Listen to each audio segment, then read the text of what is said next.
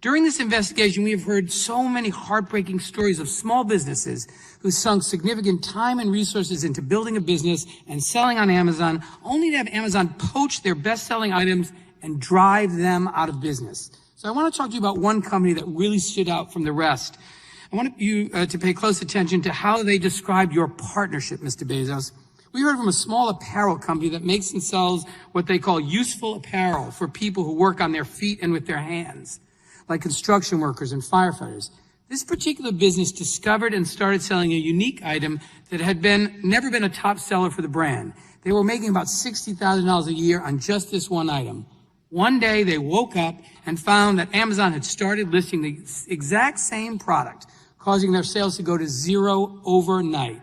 Amazon had undercut their price, setting it below what the manufacturer would generally allow it to be sold, so that even if they wanted to, they couldn't match the price.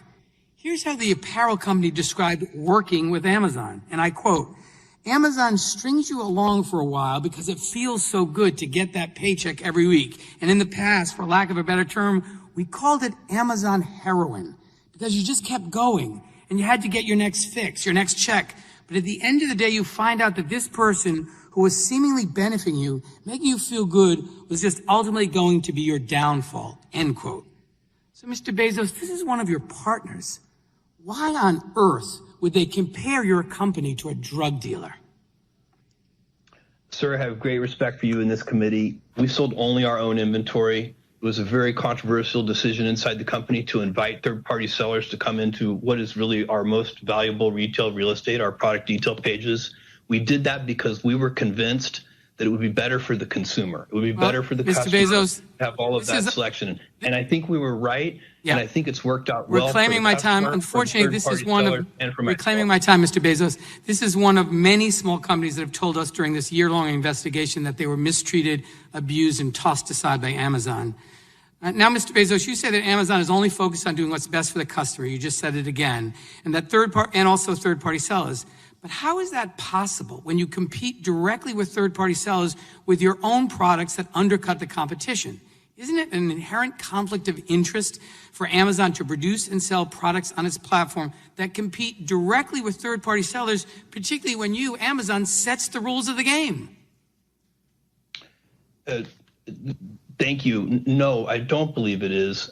We have the consumer is the one ultimately making the decisions. They're making the decisions about what to buy, what price to buy it at, who to buy it from.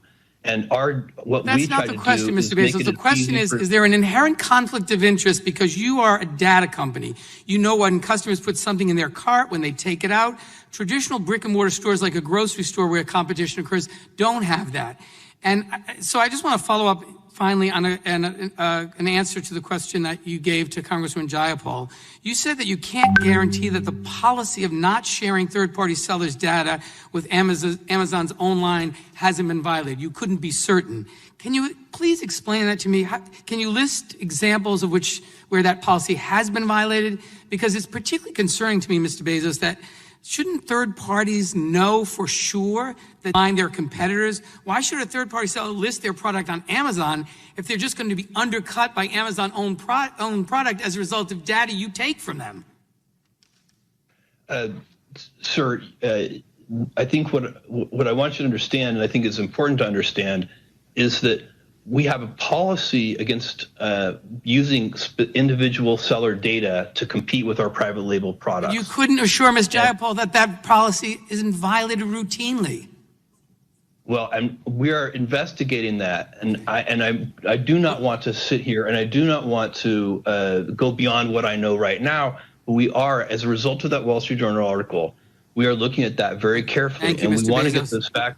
And I will surely share them with you. Thank you, and we look forward to that. The evidence we've collected shows that Amazon is only interested in exploiting its monopoly power over the e-commerce marketplace to further expand and protect this power. This investigation makes clear that Amazon's dual role as a platform operator and competing seller on that platform is fundamentally anti-competitive, and Congress must take action. And with that, I recognize the gentleman.